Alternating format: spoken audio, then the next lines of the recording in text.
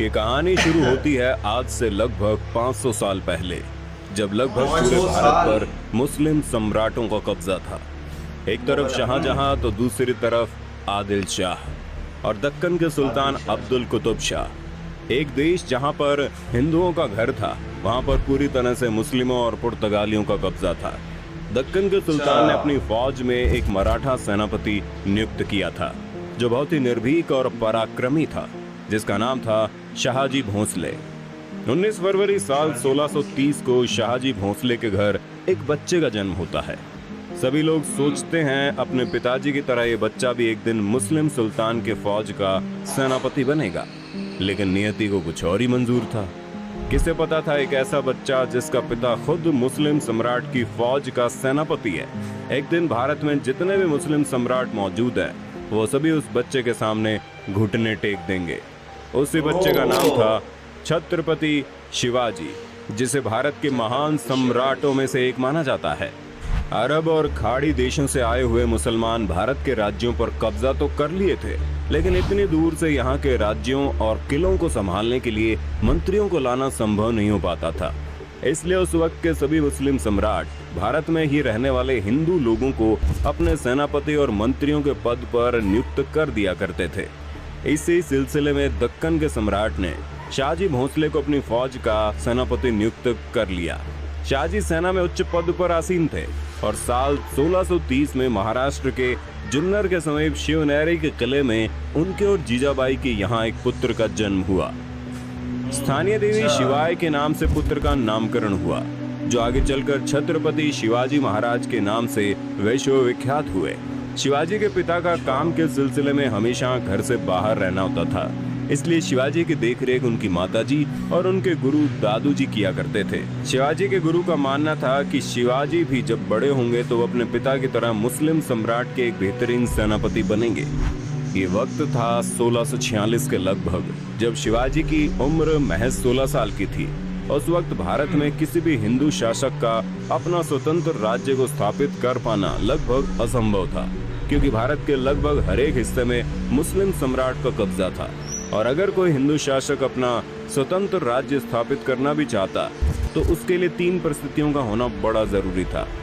एक कि वो शक्तिशाली साम्राज्य के केंद्र से दूर हो, ताकि कोई भी सम्राट उस पर अटैक न कर पाए। जमीन खेती के लिए अनुपयोगी हो, ताकि कोई भी मुस्लिम सम्राट उस पर कब्जा करने के बारे में सोचे ही नहीं। और तीसरा ये कि वो राज्य जंगलों से घिरा हो, ताकि छापामार युद्ध या फिर गोरिल्ला युद्ध किया जा सके। यही परिस्थितियां साल 1646 में शिवाजी के लिए अनुकूल बनी, जब इन्होंने स्थानीय किसानों मावली के समर्थन से अपनी सेना का निर्माण किया। शिवाजी बहुत ही अच्छी तरह से जानता था कि किसी भी साम्राज्य को स्थापित करने के लिए किलों की क्या महत्वता है, इसलिए सिर्फ 15 साल की उम्र में ही उन्होंने आदिल शाह अधिकारियों को रिश्वत देकर तोड़ना, चाकन और कुंधाना किले को अपने अधिकार में कर लिया।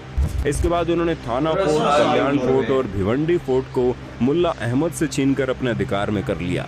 इन घटनाओं ने आदिल शाही साम्राज्य में हड़कंप मचा दिया कि आखिरकार ऐसा कौन आ गया जो मुस्लिम सम्राट किस साम्राज्य में दखल अंदाजी कर रहा है। जैसे उन्हें पता चला कि ये काम कोई और नहीं बल्कि शाहजी भोंसले का बेटा शिवाजी कर रहा है। शिवाजी को रोकने के लिए उनके पिता को गिरफ्तार कर लिया गया। इसलिए शिवाजी ने अगले 7 साल तक आदिल शाह पर सीधा आक्रमण नहीं किया। शिवाजी ने लगभग 7 सालों का इंतजार किया और धीरे धीरे अपनी सेना को बढ़ाता रहा। एक वक्त ऐसा आया जब उसने एक एक करके 50 से ज्यादा किलों को अपने नाम कर लिया। धीरे धीरे शिवाजी का प्रभाव बढ़ने लगा।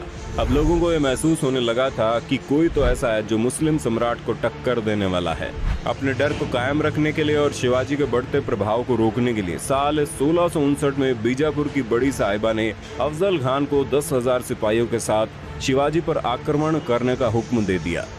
उस वक्त अफजल खान को सबसे क्रूर और सबसे ताकतवर शख्स माना जाता था, क्योंकि जिसका भी सामना उससे होता था उसकी मौत निश्चित थी।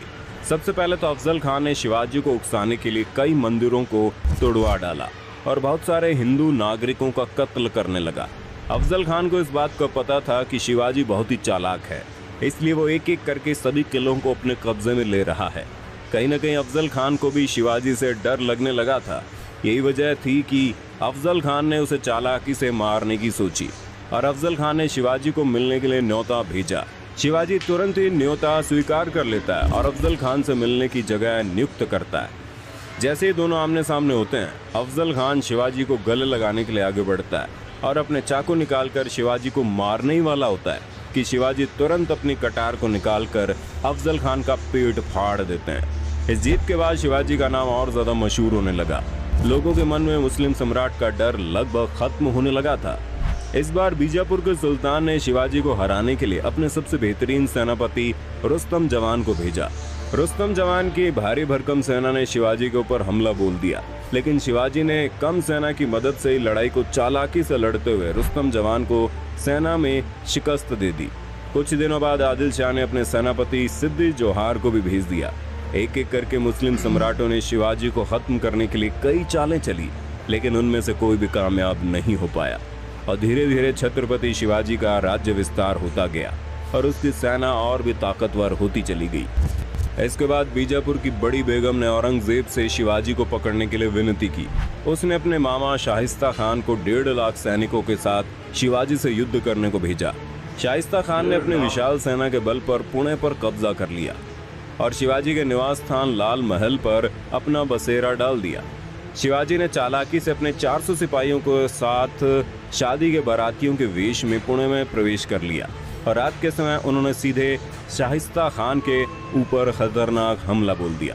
शाइस्ता खान ने जैसे ही देखा उनका सामना छत्रपति शिवाजी से हो रहा है, वो डर के मारे खिड़की से कूदकर अपनी जान बचाकर भागने लगा, लेकिन शिवाजी की तलवार के खतरनाक वार से बच नहीं पाया।